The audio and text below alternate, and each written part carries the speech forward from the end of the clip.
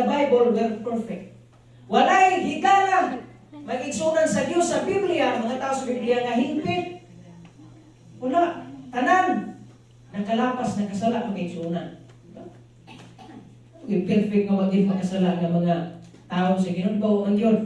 Muna kita kay tao sa Ginoo, di mahimong hingpit ang igsunan sa tubangan sa Ginoo. Wala pa lagi panganoy sa Ginoo mahingpit kita.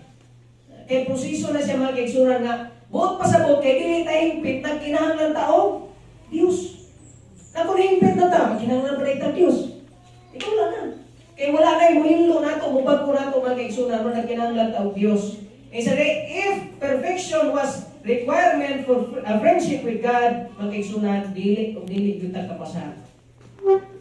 Muna imo requirements ng, kung wala kay sala, amigo ka sa Ginoo. Na, puro kita kontra sa Ginoo. Diba? Muna, ang gusto sa Ginoo, ingon siya, wala siya maning alam sa mga matarong.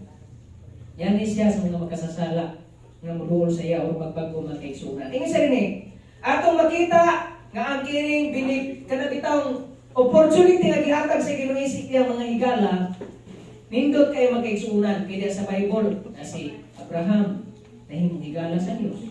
Naapa si David, naapa si Job, di pa nahimong mga higala sa